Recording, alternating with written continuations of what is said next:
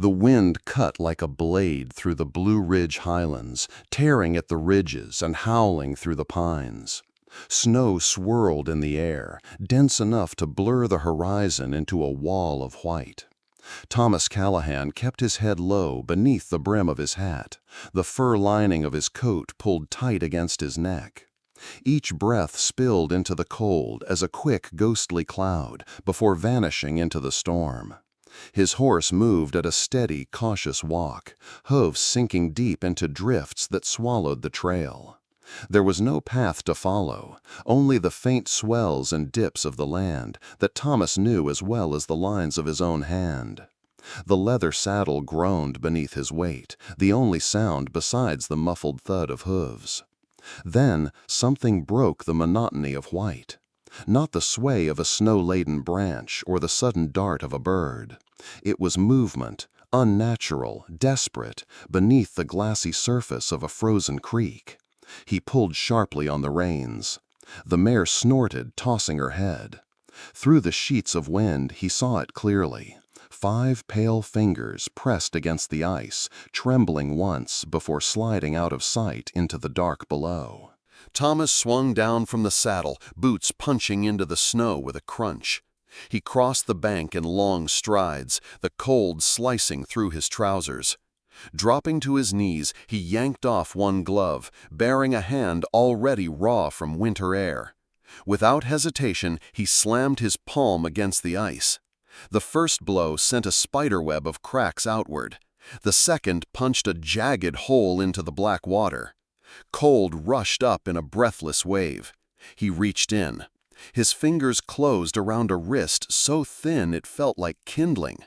The skin was stone cold, the pulse faint as a whisper. Bracing his boots against the frozen bank, Thomas hauled back with everything in him. A face broke the surface. Hair black and stiff with ice, lips drained of color, eyes shut tight. Her sodden dress clung to her, heavy as lead.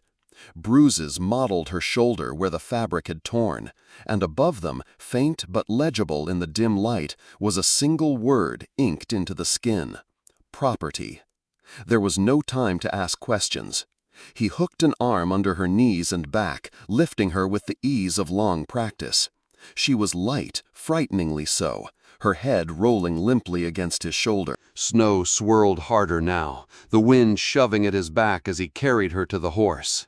The mare shifted under their weight, but held steady as Thomas swung into the saddle, settling the woman across his lap and pulling the wool blanket from behind the cantle to wrap her in. He tucked the edges tight, holding her against him as he turned the horse toward home. The storm seemed to grow teeth as they moved, wind biting through every seam and gap. Hoofbeats thudded in rhythm, muffled under the snow, each step a reminder of the distance yet to cover. 2 miles felt like 10. His coat was crusted white before the outline of the cabin emerged from the haze, a squat, weathered shape crouching against the slope. He swung down, cradling her close, and shouldered the door open. Warmth didn't greet them, only stillness and the promise of shelter. He kicked the door shut behind them, muting the storm to a low moan. Inside, the room was plain: a narrow bed against one wall, a small table and chair near the stove, shelves stacked with jars and tin plates. No excess, no clutter, only what a man needed to survive a Montana winter. He laid her on the bed, unwrapped the wet blanket, and began stripping away the soaked garments. There was no hesitation, no lingering, only the efficient movements of a man who'd seen enough cold to know it kills faster than a bullet. From a chest at the foot of the bed, he pulled a folded wool shirt, trousers, and a blanket, dressing her in layers that would trap whatever heat her body could still muster. Her skin was mottled blue at the edges, and beneath the bruises he could feel the faint rise and fall of her breath. Crossing to the stove, he opened the iron door and fed in 3 thick logs from the stack. Sparks leapt, flames caught, and the metallic tick of heating iron filled the room. The scent of pine resin bloomed into the air. Thomas sat back in the lone chair, hands resting on his knees, eyes fixed on the bed. He didn't speak. Outside, the wind drove against the cabin walls, but inside there was only the faint hiss of snow melting from her hair and the crackle of fire beginning to warm the cold from her bones. It was the sound that woke her first, the faint, irregular pop of burning wood. Naomi's eyelids lifted to the dim glow of firelight pressing against the walls. The air was warmer than she remembered, warmer than anything she'd felt in days. But her body ached in a way the heat couldn't reach. Her skin prickled as sensation returned, a tide of pain rising from her fingers to her shoulders. She turned her head. The room was unfamiliar. Rough-hewn beams, shelves with jars, a single chair. Beyond the bed's foot, the shadow of a man sat motionless, shoulders squared, head slightly bowed. Her breath caught. Panic flaring so fast it pushed back the sluggishness in her limbs. She shoved herself upright, the blanket slipping from her shoulders. Her eyes darted to the table. A small carving knife lay there, its wooden handle smooth from years of use. She lurched toward it, snatching it up in a grip that trembled more from weakness than fear. The man didn't move. Naomi backed into the corner, pressing her spine to the wall. The knife point wavered between them. Her breath came in shallow bursts, her knees threatening to give under her. Thomas Callahan slowly lifted his head. His eyes met hers. Calm, steady, unreadable. He didn't speak, didn't rise. For a long moment, neither moved. The fire cracked. Outside, the wind moaned against the cabin walls. Then Thomas stood. Not in a rush, but with the slow certainty of a man who knew sudden movements only drove fear deeper. He stepped away from the bed, not toward her, but toward the door. Naomi's grip tightened on the knife. He stopped at the threshold. His gloved hand lifted the latch, the metal clicking softly. The door swung just wide enough for a thin blade of icy air to slice in, bringing with it the storm's muffled roar. Snow swirled in the gap, catching the light before melting on the floorboards. He didn't look at her when he spoke. His voice was low, roughened by disuse. "Come to me, all you who are weary and burdened, and I will give you rest." The words were not an order, not even an invitation meant for her alone. They were spoken into the room, into the firelight, into the cold air itself, as if he'd been saying them to the empty cabin for years. Naomi frowned. She didn't understand why those words lodged in her chest, why they felt heavier than the knife in her hand.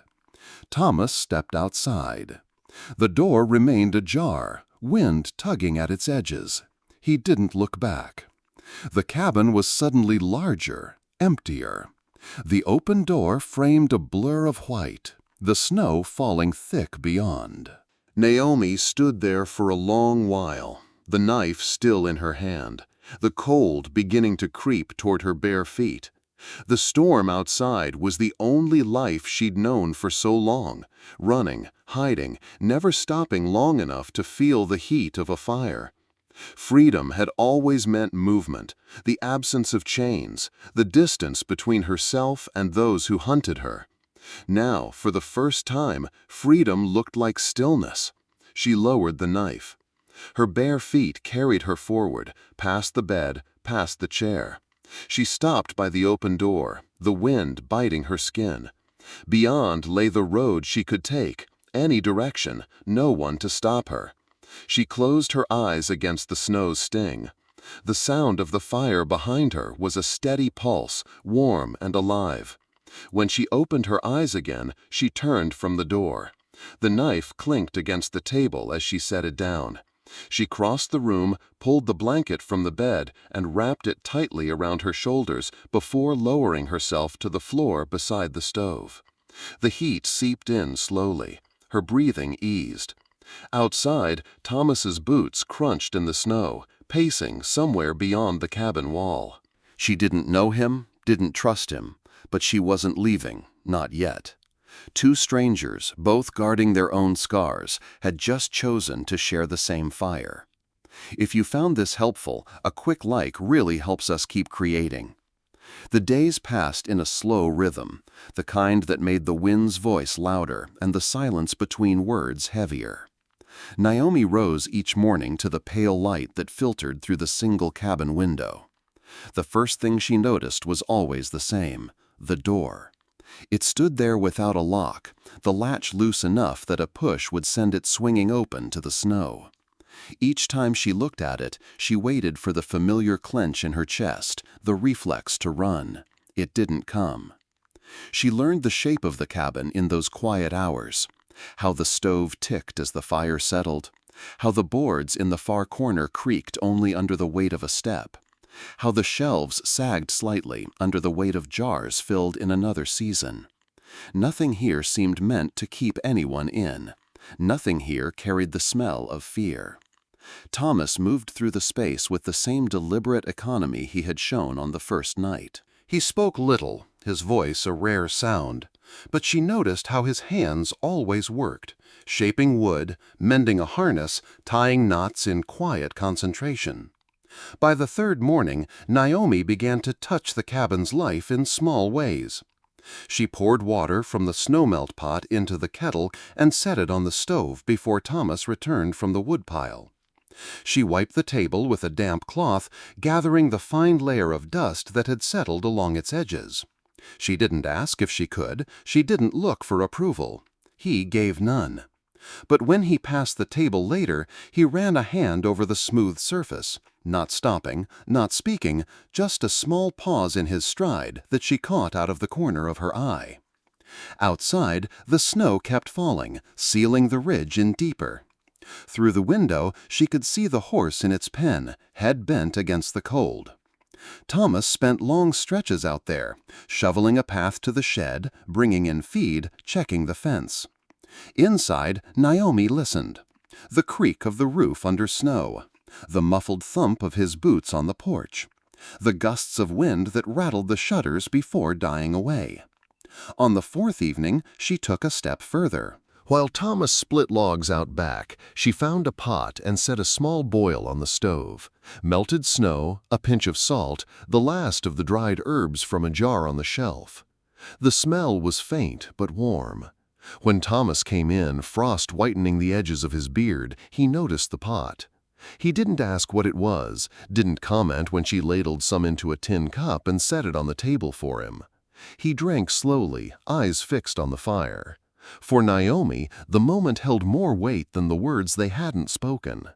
That night, as she lay on the bed with the blanket pulled high, she listened to the steady rhythm of his movements as he banked the fire and checked the door. It was the first night she didn't measure the distance to the latch. The first night she didn't plan an escape before sleep found her. Somewhere outside, the wind shifted, carrying the sound of cracking ice from the creek. The ridge held its breath, and so did she, though for the first time it wasn't from fear. The next morning broke under a thin veil of fog, the kind that made the ridge feel smaller, pressing the world in close. Thomas was already outside when Naomi stirred. She heard the steady thunk, thunk of his hammer from somewhere near the fence line. The rhythm was even, unhurried, like the man himself.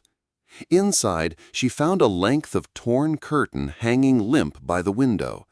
The frayed edges caught the draft with each gust, fluttering like a loose breath. Without thinking, she went to the shelf where a small wooden box of mending tools sat. She threaded a needle and began to stitch, her fingers moving with the muscle memory of years before she was property, before her hands had only known rope burns and shackles. Outside, Thomas drove nails into a warped fence post, the wood groaning under each strike. When he straightened to stretch his back, he caught sight of her through the window. Head bent over the pale fabric, shoulders relaxed in rare focus. By midday, the wind eased. Naomi hung the mended curtain back in place, smoothing it with both hands. The cabin seemed different with it there, not new, but less broken. Later, she set a cup of water by the table. the gesture quiet but deliberate. Thomas came in, snow still clinging to the cuffs of his coat. He noticed the curtain first, then the cup. His gaze lingered on neither, but when he set his gloves on the stove to dry, his fingers brushed the edge of the curtain just long enough for her to notice. In the stillness that followed, Naomi began to hum. It was low at first, a barely there thread of sound, as if she were testing whether her own voice still knew the way. The melody was simple, worn smooth by time, something from her childhood, when the nights had been filled with stories instead of fear. Thomas, seated at the table, paused mid-motion. He didn't look at her, didn't comment, but his hand stopped turning the small piece of leather he'd been working. The tune filled the space between them like warm light in the cold. For Naomi, the humming wasn't meant for him. It was for herself, a way to remind her lungs they could carry something other than silence. But she noticed the shift in the room, how the air seemed to settle differently when the sound reached him. When the pot on the stove hissed, she stopped, the last note fading into the wooden walls. Thomas rose and stepped outside again without a word. She watched through the window as he checked the fence line one more time, the rhythm of his movements less rigid now, as if the melody had traveled with him. That evening, when the fire burned low and the snow began again, Naomi folded his gloves neatly beside the stove. She placed them there so the warmth would find them by morning. She didn't know if he noticed. But when he came in from bringing in the last of the wood, his eyes passed over the gloves before meeting hers for a brief second, just long enough for her to see something unspoken in them. It wasn't thanks, it wasn't forgiveness. It was simply an acknowledgement, quiet and steady, that they were no longer just two people sharing walls. Outside, the fog lifted from the ridge, but inside, the first thin threads of something else, something that could grow, had begun to take hold. The wind had dropped, but the cold held steady, seeping through the chinks in the cabin walls. Thomas moved with slow purpose, sorting through a pile of gear in the corner he hadn't touched in months. Dust hung in the air like fine smoke, stirred by his hands. Beneath an old wool blanket, his fingers found a leather-bound book. The cover was cracked, its spine stiff with age. He sat at the table, the lantern casting a narrow circle of light, and opened it. Neat rows of handwriting filled the pages. Dates, locations, tallies. Villages burned, horses taken. Men, women, and children listed like inventory. The ink had bled in places, but the words were clear enough to cut. He turned a page, slower this time. Beside one entry, in a sharper hand, a name, Whitefeather. He closed the book halfway, as if the name might rise from the paper and accuse him. Outside the window, Naomi was shaking snow from a bundle of firewood. Her breath came in small clouds. She had no idea what sat open on the table inside. Thomas's thumb traced the edge of the page, then rested there. The ledger was more than a record. It was a weight he'd carried under his skin for years. He rose without looking at the next page. Crossing the room, he opened the stove door. The fire inside was low, embers glowing like the last eyes of a dying animal. One page slid in first, curling quickly into black. Then another, the flames licking higher, ink cracking as it surrendered. He didn't rush.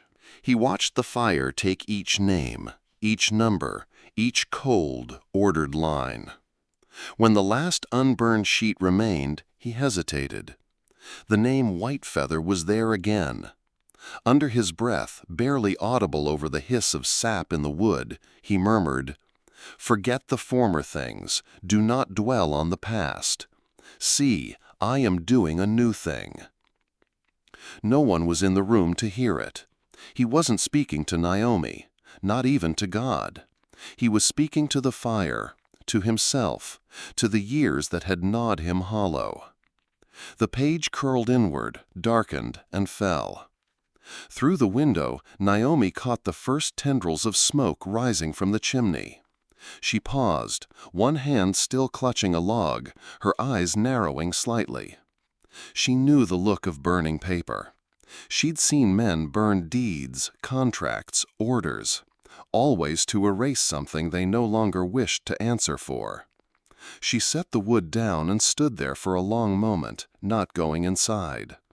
The snowflakes caught in her hair, melted into small beads of water that slid down her neck. Inside, Thomas shut the stove door with the care of a man burying something. He sat back down at the table, his hands empty now, palms flat against the wood. The smell of scorched leather lingered. By the time Naomi entered, he was working a piece of rawhide into a bridle strap.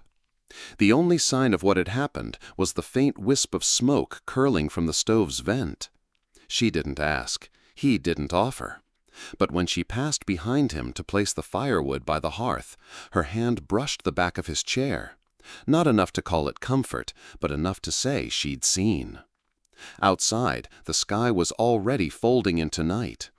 The ledger was gone, but its ashes would live in the walls, in the smell of the cabin, in the small, deliberate silence between them. The storm outside had eased, leaving the air heavy and still. Snow clung to the cabin walls like frost-bitten ivy. Naomi moved quietly through the room, her bare feet whispering against the wooden floorboards. She was searching for an extra blanket when she noticed the small tin box on the top shelf, half hidden behind a coil of rope. It was old, dented, the kind of thing men kept not for its worth, but for what it carried inside. She brought it down carefully, the lid stiff from years of disuse. Inside lay a tarnished cavalry badge, its edges dulled, the emblem of a rearing horse barely visible under a thin film of green corrosion. Her breath stilled. She knew this mark.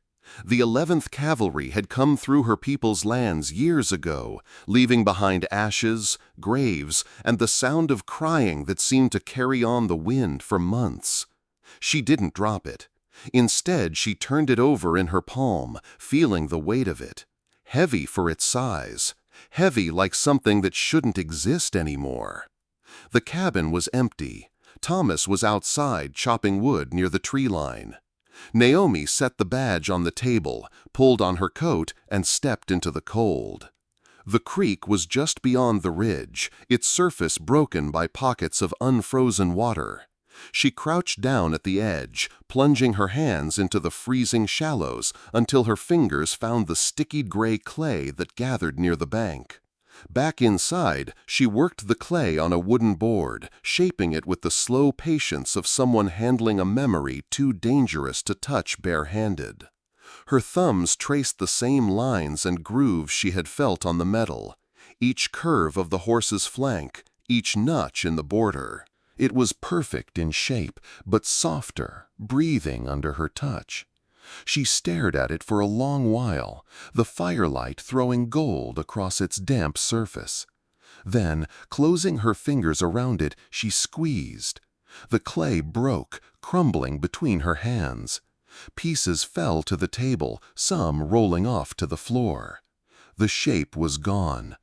She brushed the fragments into her palm and stepped outside again, letting them fall into the snow. The white swallowed them instantly, no trace left. From the edge of the woods, Thomas straightened from his work. He saw her standing in the open, her shoulders squared against the wind, her hands empty now.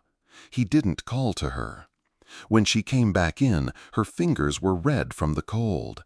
She moved past him, not meeting his eyes, and set about heating water on the stove. The tin box was back on the shelf, but it was lighter now, emptied of more than its contents. Later, as Thomas came in from stacking the last of the wood, he noticed faint smears of clay on the table. He didn't ask. Naomi sat by the fire, mending a tear in her sleeve. The badge, both the original and its likeness, was gone. But in the soft, steady rhythm of her sewing, Thomas heard something that hadn't been there before, the sound of a bond being shaped, quiet and without ceremony. The snow outside began again, fine as sifted flour, covering the ground like a clean page. Morning came slow, wrapped in a pale mist that blurred the line between sky and snow. Naomi rose early, the smell of pine smoke still lingering from the night before. Thomas had already gone out. The sound of the axe echoed faintly from the trees. On the foot of her bed lay something she hadn't seen the night before, a folded bundle of faded wool. The fabric was soft but worn thin in places, the kind of wear that comes from years of use, not neglect. She lifted it carefully. It was a dress, plain and cut but finely made, the kind of garment a woman would have kept for Sunday service or visits to town. The color, once deep blue, had faded into a quiet, smoky shade. Her eyes caught on the stitching at the inside of the cuff. Small, neat letters sewn in dark thread. Claire. She ran her fingers over the name, slow and deliberate. Whoever Claire was, she mattered enough to be remembered in thread. Something permanent, something meant to last longer than paper or even memory. Naomi sat on the edge of the bed, the dress pulled across her lap. She didn't need to ask who Claire had been.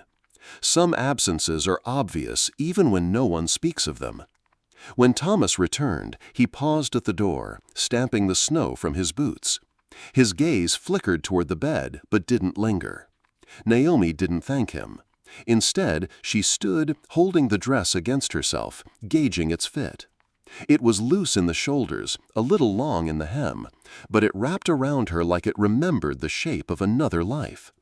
There was no invitation in his eyes, no demand for her to wear it. It was simply there, offered without words, like the fire, like the unlocked door. The rest of the day moved quietly. Naomi went about her small routines, sweeping the hearth, boiling water for tea, brushing the snow from the windowsills. Yet each time her hand brushed the fabric of the dress hanging near the fire to warm, she felt the weight of its history. By evening, the wind picked up, rattling the shutters. Thomas sat at the table, repairing a broken strap on his saddlebag.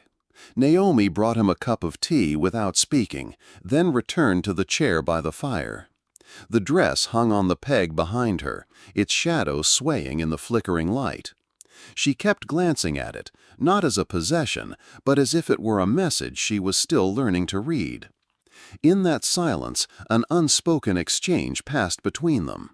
She understood now that he carried losses, just as she did, different in shape but alike in weight. When the fire burned low, Naomi took the dress from the peg and folded it neatly, placing it back at the foot of her bed. She traced the stitched name one last time before blowing out the lamp. Outside, the wind howled. Inside, the quiet remained, thick, steady, and for the first time, not entirely cold. The snow had stopped by late afternoon, leaving the cabin wrapped in a silence so deep that Naomi could hear the ticking of Thomas's old pocket watch across the room. She was rinsing tin cups in warm water when a dull thud landed on the porch. Thomas was nearest to the door. He opened it slowly, his frame filling the doorway. A burlap sack sat on the wooden planks, the drawstring pulled tight. Snowflakes clung to the coarse fabric. He glanced into the trees, but nothing moved. No tracks on the path. Whoever had left it had vanished into the pines. Thomas brought the sack inside, setting it on the table. The weight was light, too light for food or supplies. He loosened the string and tipped it over. A folded sheet of paper slid out first, its edges damp from melting snow. Naomi froze. She knew that paper before she even saw the print. Her face drained of color as Thomas unfolded it. The ink was bold, official. A sketch, her face, sharpened by the artist's hand to look harder, meaner. Above it, in heavy block letters, "Wanted, runaway property." Thomas's jaw tightened. He placed the poster flat on the table, smoothing it with a palm that didn't shake. Naomi's hands gripped the edge of the chair. "I didn't kill him." The words came out low, steady, not an excuse, but a fact. "But I wished I could have." Thomas stayed silent. She kept her eyes on the poster, as if staring it down could erase it. "He bought me. like livestock, papers and coin on a counter. There was a ceremony, said it made me his wife. But it was only a prettier chain. The fire popped in the stove. Outside, the wind caught in the chimney and moaned like some distant animal. Naomi's voice thinned. He wasn't the first. Her fingers drifted unconsciously to the faint scar around her wrist. But he was the last. I ran before the snow fell. Thought I could make it to the high country before anyone noticed. She looked at Thomas then, meeting his gaze fully for the first time. They'll come. Not just bounty men. Men who think the law is a tool they own. Thomas rose without a word, crossed to the stove, and placed another log on the fire. The flames caught quickly, pushing warmth into the corners of the room. It wasn't comfort, it was a promise. Naomi drew in a breath she hadn't realized she'd been holding. The sack still sat on the table. She reached inside and found a single iron shackle, its hinge rusted but still solid. Whoever left it wanted them to know the hunt wasn't just about money. It was about sending a message. She set it back into the sack, pulled the drawstring tight, and pushed it to the far edge of the table. Thomas moved to the window, scanning the tree line, his silhouette sharp against the fading light. Naomi stayed by the fire, hands wrapped around a mug of cooling tea. The quiet between them was no longer the fragile stillness of strangers.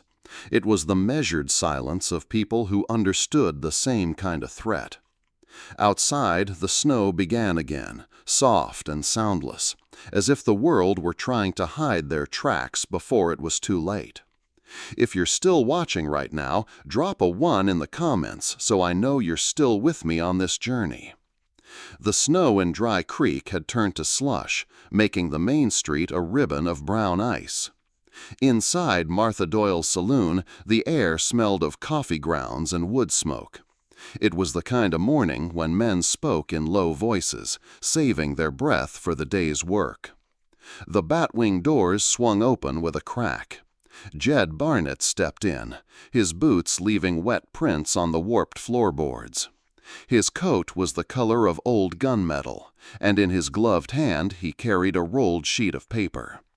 Without a word, he walked to the far wall where the town's notices were tacked. He slapped the paper flat against the board and drove a nail through it.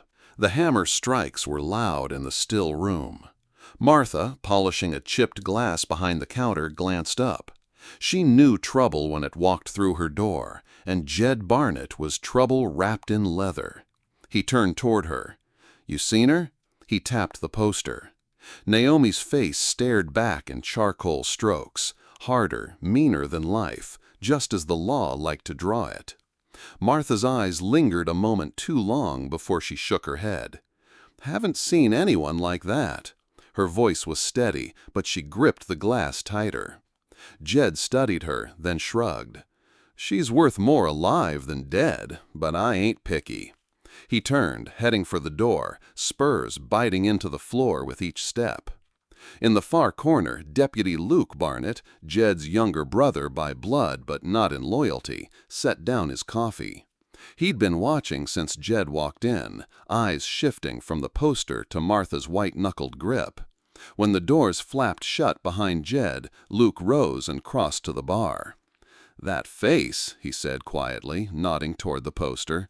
"She's been here, hasn't she?" Martha didn't answer right away. Instead, she reached for the coffee pot and poured him a refill. "Luke, some things the law calls wrong ain't always wrong." Luke studied her, then the poster again. Outside, Jed's boots rang on the boardwalk, his shadow sliding past the window. Something in Luke's jaw tightened. It wasn't the first time he'd felt the law bend under the weight of men like Jed. But this time, the bend felt like it might break. The snow around Thomas Callahan's cabin lay untouched, a white sheet drawn tight over the land.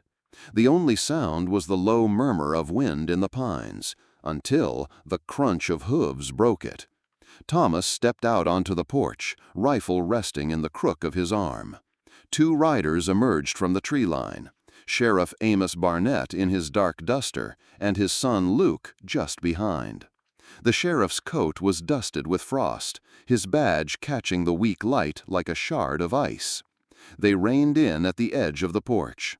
Amos reached inside his coat and pulled out a folded document. He read without preamble, his voice carrying the weight of finality. By the authority vested in me, Naomi Whitefeather is to be taken into custody and returned to her rightful owner, dead or alive. Inside the cabin, Naomi's hand stilled on the kettle she'd been holding. She didn't step into view, but Thomas knew she was listening. He lowered the rifle's muzzle but didn't set it aside. Some laws, he said slowly, aren't written on paper. Amos's eyes narrowed. And some men think they can choose which laws to follow. That's how chaos starts. Thomas stepped down from the porch, boots sinking into the crust of snow. His voice was calm, but each word was weighted. Chaos starts when men stop listening to the truth. For a moment, no one moved. The wind caught the corner of the arrest order, snapping it like a flag. Thomas's gaze held Amos's, and he spoke again, this time softer, almost like a prayer.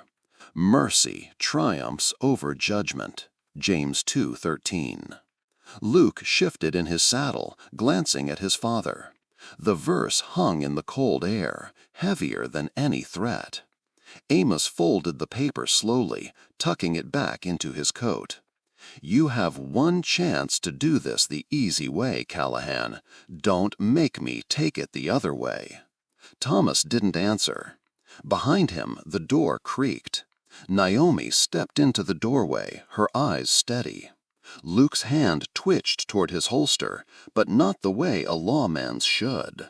The standoff stretched, the snow falling in small, deliberate flakes between them, as if even the sky were holding its breath. The cold bit deeper now, the kind that settled in the bones and stayed there. Thomas stood still in the snow, rifle held loosely at his side. Amos dismounted first, boots crunching as he closed the distance. "Hands where I can see them," he ordered. Thomas didn't flinch. He let the rifle drop to the snow with a soft thud, raising his hands. Luke swung down from his saddle, moving to the cabin door. Naomi was there, framed by the shadows inside. She didn't resist when he stepped forward and took her by the wrist. The rope was rough, stiff from cold. Luke wrapped it around her hands, the fibers scraping her skin. His eyes never quite met hers, but when they did, just for a second, there was something there.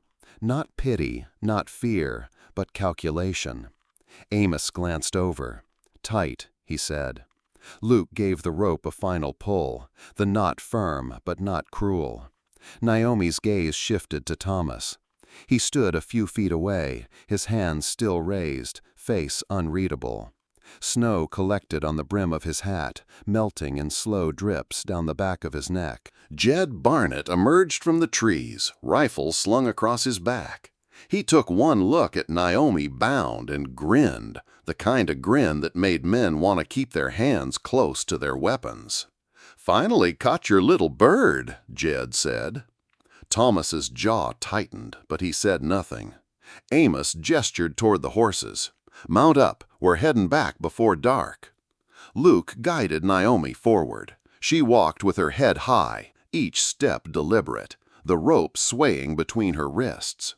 As they moved toward the horses, Thomas fell in line behind.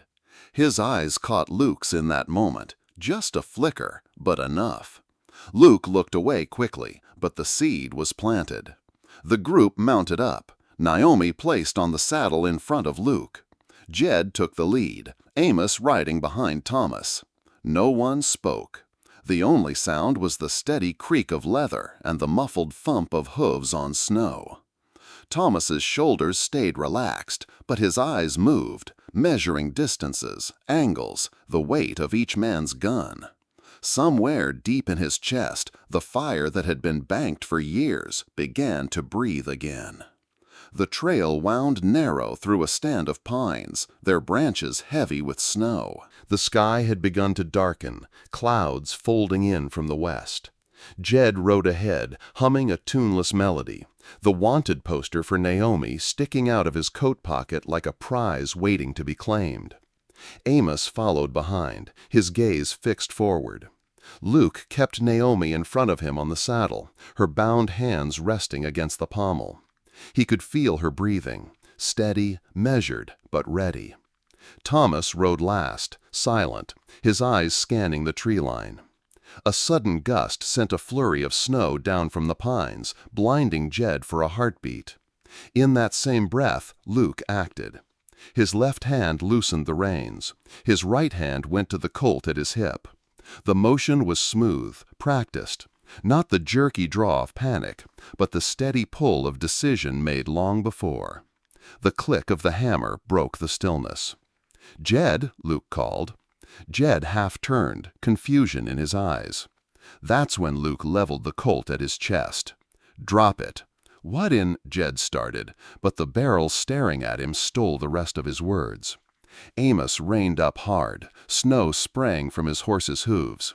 "Luke, what the hell are you doing?"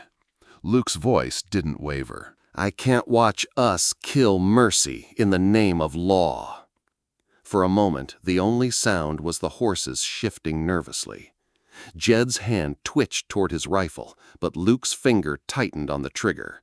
"Don't," Luke warned. Amos's face went red, the kind of anger that came from pride split wide open. "You're throwing your life away, boy." "Maybe," Luke said, "but not hers." With his free hand, Luke reached forward and cut the rope around Naomi's wrists. The strands fell into the snow like shed skin. Thomas slid down from his horse, his boots hitting the snow softly. Luke tossed him a second revolver from his belt.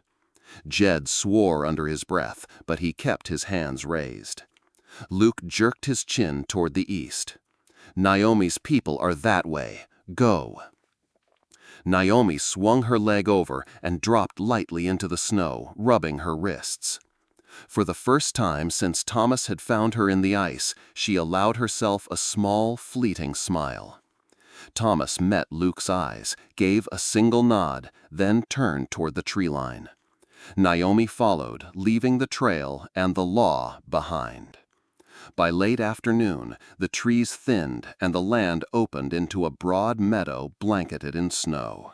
Beyond it, smoke rose in thin blue lines from low, earth-colored lodges. Naomi slowed, her steps crunching softly. She had left Thomas at the edge of the clearing. This was a path she needed to walk alone. Children spotted her first. They stood at a distance, half hidden behind their mother's skirts, their eyes wide but unafraid. One by one, the women of the village emerged from their work, forming a quiet line near the central fire pit. No one spoke. The only sound was the low snap and hiss of the flames. An elder stepped forward, a woman whose hair was silver down to her waist. Her gaze moved over Naomi's face, pausing at the faint scar circling her wrist. Slowly, she reached out, her palm brushing Naomi's cheek, light as wind over snow. Naomi's hand went to the pocket of her dress. She drew out a small blackened fragment of metal, the last piece of the collar she'd once worn. For a long moment, she held it between her fingers, feeling its weight, its edges. Then she placed it in the elder's open hand. The elder looked at it, then at Naomi, and without a word dropped it into the fire. The flames caught on the metal's charred leather, sending up a thin wisp of smoke. Naomi watched until it was gone, until nothing remained but embers and the slow settling of ash. A murmur ran through the gathered women, not words, but a sound like wind over tall grass. It was not welcome in the form of applause or cheer. It was recognition, the quiet kind given to those who had walked through fire and returned. The elder took Naomi's hands, turning them palm up. Her thumb traced over the marks the rope had left just days ago, and then she released them, stepping back into the circle. Naomi stood still for another heartbeat, the heat of the fire on her face, the cold of the snow under her feet. Then she turned toward the meadow, toward the figure waiting at its edge. Thomas didn't move to meet her. He only stood there, hat in hand, watching as she crossed back through the snow, her steps lighter than when she'd arrived. The wind had quieted by the time Naomi reached Thomas. Behind her, the village was returning to its rhythm, children's laughter threading faintly through the still air, the smoke from the fire rising in a steady line. Thomas kept his gaze on her as she stepped out of the snow and stopped beside him. There were no words, only the soft exchange of breath in the cold. From the tree line, a boy no older than 10 approached. His dark hair was windblown, his boots too big for his feet. He came to a stop a few paces away and looked up at Thomas with steady eyes. In his hands lay a small badge, shaped like a bird in flight. Its metal was dulled, the surface uneven, as if it had once been something else, something broken down and remade. The boy held it out. "They said you should have this," he said simply.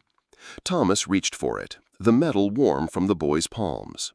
As he turned it over in his hand, he could see the faint marks where the original engraving had been filed away. Cavalry metal, melted and shaped into wings. For a long moment, Thomas didn't move. The badge rested in his open palm, light yet carrying the weight of every road, every winter, every choice that had led here. Naomi's eyes followed the movement of his fingers as he closed them slowly around it. She didn't speak, but her breath eased, as though she too understood what it meant. The boy waited until Thomas gave a small nod, then turned and ran back toward the village, leaving a scatter of small footprints in the snow. Thomas slipped the badge into his coat pocket. His hand lingered there for a moment, feeling the curve of the wings through the fabric. The cold no longer bit the way it had that morning. He looked east, where the sun was just beginning to break through the clouds, sending a pale gold light across the frozen meadow. The path ahead was still uncertain, but the weight he had carried for years felt lighter, like something that could finally lift. Without a word, Thomas and Naomi began walking, their footsteps side by side, fading into the whiteness. If you like this video, please comment number 9. If you don't like it, please comment number 0. The first blooms had begun to open along the fence line, wildflowers in yellow and pale blue, their stems bending gently in the breeze. Thomas knelt in the dirt, his hands deep in the soil, easing a young plant into place. The sun was warm on his back, a quiet contrast to the biting winds he had known too well. A soft creak came from the porch boards behind him. Naomi was there, a basket on her arm, her dress faded but clean, a wide-brimmed hat shading her face. She knelt beside him without a word, passing him a small tin of seeds. "They'll do better if you keep them toward the west side," she said, brushing a strand of hair from her cheek. He nodded, adjusting the spot where he'd dug, and the two worked in unspoken rhythm. Birds moved through the air above, their shadows flickering across the earth. The cabin, once weathered and bare, now had a new roof of cedar shingles. Smoke curled from the chimney, and the front steps had been rebuilt with smooth-cut planks. Along the porch rail, Naomi had set pots of rosemary and thyme, green even before summer had arrived. From the distance came the steady beat of hooves. Thomas straightened, brushing dirt from his hands, and shaded his eyes. A lone rider was making his way up the trail, the brim of his hat low against the afternoon light. Naomi saw him too. "Luke?" Thomas's nod was small but certain. Luke reined in a few yards from the fence, dismounted, and tied his horse to the post. He looked different, older in a way that wasn't just about years. The badge was gone from his vest, replaced by a plain leather strap across his chest. "Place looks different," he said, stepping closer. "Feels different," Thomas replied. Luke's gaze lingered on the flowers, then on Naomi. She met his eyes, not with suspicion, but with a quiet acknowledgment of debts paid and decisions made. They sat together on the porch, Naomi pouring coffee into 3 mugs. The air was easy, though the past sat between them like an unspoken guest. Luke didn't try to fill the silence. He sipped, looking out over the meadow. "Things in town?" Thomas asked finally. Luke gave a short shrug. "Changing. Not quick, but changing." His eyes flicked to Naomi. "Some folks talk about what happened. Most don't. Maybe that's for the best. For now." A long moment passed, filled with the sound of wind in the grass. Then Luke stood, setting his empty mug on the porch rail. "I'll be back before the first frost," he said. Naomi smiled faintly. "Bring more coffee beans next time." He touched the brim of his hat in parting, then mounted up and rode off, the sound of hooves fading into the trees. Thomas watched until the trail swallowed him from view. Then he turned back to the wildflowers, crouching once more, his fingers in the soil. Naomi joined him, her shadow falling across his hands as the sun dipped lower.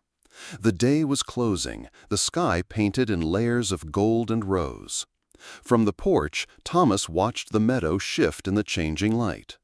A breeze moved through the tall grass, carrying the scent of earth still warm from the afternoon sun. Naomi stepped outside, a small cloth bundle in her hands. She crossed to where he sat, her bare feet silent on the worn boards. "I was tidying the chest," she said, her voice low, "and found this." She unwrapped the cloth to reveal the bird-shaped badge, the same one the boy had placed in Thomas's palm months ago. Its surface caught the last light of the day, edges softened by the work of a careful hand. Thomas took it without speaking, feeling its weight. Naomi sat beside him, her eyes on the horizon. "Do you remember what you told me that night by the fire, about how freedom isn't just leaving somewhere?" He nodded once. She turned to face him fully, her voice barely above the wind. "So if the sun sets you free, you will be free indeed." The words lingered between them, not as instruction, but as recognition, an understanding shaped by all they had endured. Thomas's fingers closed gently around the badge. He wasn't thinking of the uniform it had once been part of, or the past it carried. He was thinking of the wings and the way they curved as though ready to lift into the air. Naomi leaned back against the porch post, her knees drawn up, and watched the first stars appear. They didn't speak again for a long while. The silence wasn't the kind they had known before, the silence of strangers or of guarded hearts, but something shared and whole. Out in the meadow, a sudden flutter caught Thomas's eye. A small flock of birds rose from the grass, their wings flashing silver in the fading light. He followed their arc until they vanished against the darkening sky. His hand remained in his pocket, the curve of the badge pressing into his palm. For the first time in years, the weight he carried didn't pull him down, it steadied him. Naomi shifted closer, her shoulder brushing his. He glanced at her, and though no words passed, the look was enough to say what needed saying. Love here was not a chain, but an open gate. The last of the light slipped below the ridge, leaving the porch in shadow. Thomas stayed where he was, watching the sky until it was only stars. Somewhere in the darkness, the wind carried the faint rustle of wings. And as you sit here with us in this quiet dusk, perhaps you've walked your own long trail through loss and grace. These are the moments the frontier truly lived for, acts of mercy, choices of courage. If you seek more true Wild West stories, stay with us. The fire is still warm.